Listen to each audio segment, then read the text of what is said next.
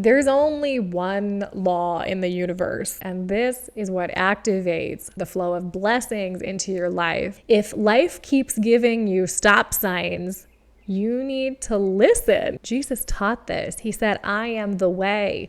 The way is the way that things are flowing, the way that life is leading you. God is love, and so God is flow.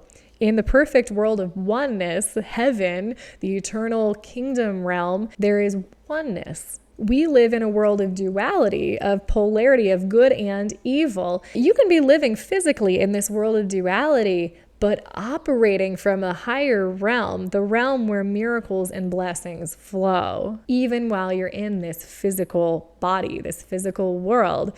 This is what Jesus did. He was operating in his physical form in the physical world. And so he experienced the good and bad. If you can rise to a higher perspective, and that is just oneness with God, with the Creator, you live in the realm of miracles. This is how Jesus did what he did in this life. This is how anybody that accomplishes anything great and good and big and beautiful has done. They have lived in this realm where they don't believe the stuff that's going on in the environment around them. They don't put any weight in it because they know it's passing, it's going to change. As long as they can stay up higher than that, they know it will pass. They know that what they're trying to create already exists in that realm. It's already done. When we live in this realm of oneness with God, when we set our eyes and our minds in heavenly places, that is where wealth and abundance and prosperity and riches and goodness flow. It doesn't mean it manifests overnight. It doesn't mean you get $1 million deposited in your bank account just because you thought about it. It means that you are living as if it's already true, that God has given you everything you need. You're coming from a place of abundance where you know your needs are fulfilled already, and you don't need to strive. You take the actions, but you don't ever need to do anything. You know that your actions don't cause the growth. They just plant the seeds, they water it, and God's the one that provides the light. He's the what makes things grow. He's what gave you the blueprint to want the things that you have in your heart anyways, and he wants to bring those things about. In his mind, it's already done. When we rise up to that level, divine blessings flow. They pour out. That is why God says he wants to open the storehouses of heaven and rain out blessings on you if you just do that 10%. There's the law of tithing.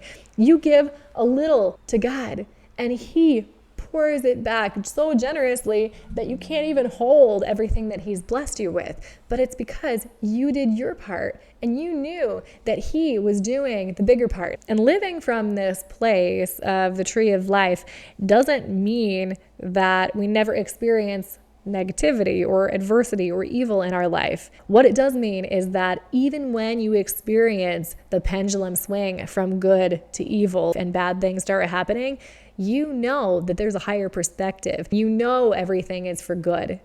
From this place, you know that the good and the evil things in this world all work together for good. When you live from this perspective, the evil in this world has no power over you because you know it's transitory, it's passing, it's fleeting. This too shall pass is a cliche because everything in this physical world will go away. And as soon as we put our eyes on it and we think this thing will stay, we're giving it more hold over our life. The power that this world has over your life is only what you give it. If you believe that a trial that comes into your life, a car accident, or you have to go to the dentist and get a tooth pulled, if you believe that that's evil and bad for you, it'll extend the problem. The Israelites, when they left Egypt, they only had a 11-day journey to get to the promised land. But because they didn't believe, they actually ended up making an 11-day trip into a 40-year running around in circles. They prolonged the problem because they didn't believe that it was for their good. The reason it was for their good is because God was using that to draw out their sin, to draw out the negativity, to help them put their trust in him over their physical circumstances. He wanted them to rise to this higher perspective looking at things. When you choose to believe that everything in your life is happening for your good, then you activate divine flow and the blessings pour out. Even if you have to endure a trial for a while, you know that this is the refining period to bless you with something even greater on the other side. Even the bad stuff in life, your house burning down. There are forest fires happening in Western North Carolina where we are that are, doing some damage.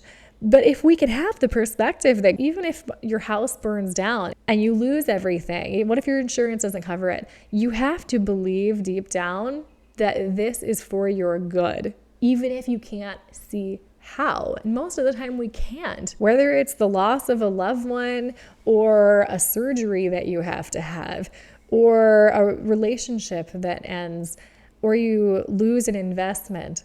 You have to know that each of these things is for your refinement, and it's drawing negativity out of you like a magnet in order for it to rise to the surface, be stripped away, and then God's light can shine inside of you greater. He wants to shine his light more into your life, but he can't do that when there's stuff blocking it. The trial is meant to remove the impurities in order to make your life better. There's one principle that's really, really important, and that people have stumbled across this that don't believe in Christianity or the Bible at all. And it's the principle that hindsight is 20/20, but you can activate the blessings faster if you start living in hindsight right now. If you know that 20 years down the road, you're going to look back at the worst time in your life and say, that was the best thing that ever happened to me, guess what? You can start living from that place of future hindsight right now. You can skip the whole period, the 20 years or however long it takes,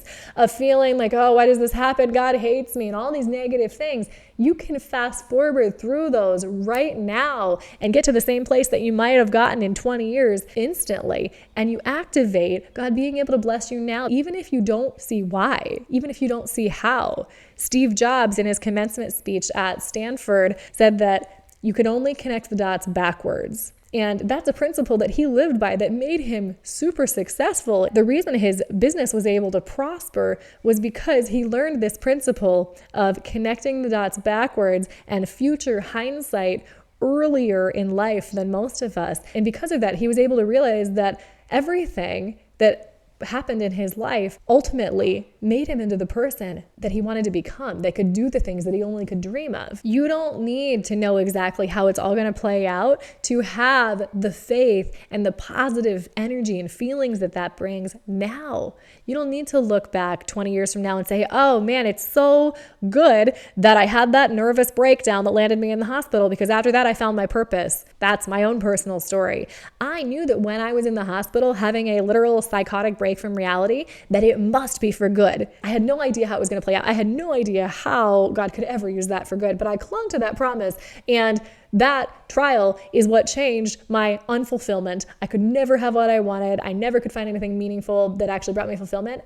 That trial is what changed that for me. It took me from unfulfilled to finding my purpose. If faith is the substance of things that you believe in without actual physical real world evidence to see how or why or what, then you need to start believing in what you can't see now in order to reap the benefits. You need to feel like you would if you already had the blessing, even if you have no idea what it is, even if the pain is at its worst. You need to cling to that. The more you can act as if, the faster blessings will flow into your life. This doesn't mean that the heartache and the trauma and the pain doesn't happen, or that you ignore it, or you stuff it, or you repress it. It means that you know that it's for something really good, that it's working out in you ahead of time. This literally shortens the length of trials and activates blessings in your life. When Hurricane Helene blew into our area 6 months ago, it caused a lot of devastation.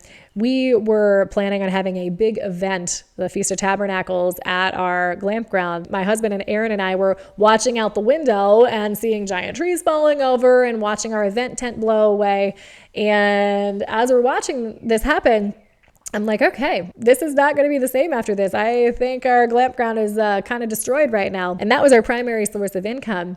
But I knew, all right, this is going to be the best thing that ever happened to us. Even though we had no idea what we were going to do, our glamping tents were smashed, I knew that God was going to work it out for good, even if I had no clue how.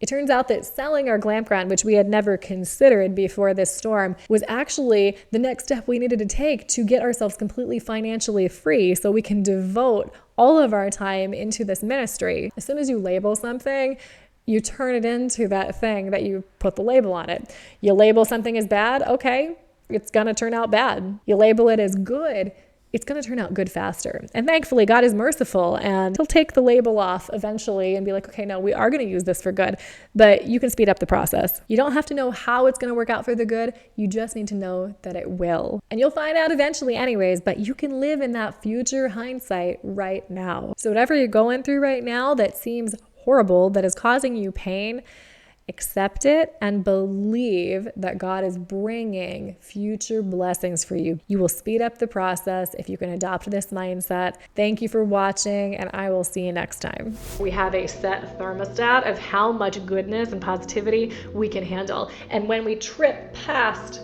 that thermostat, it always brings us back down into the area we're comfortable with, unless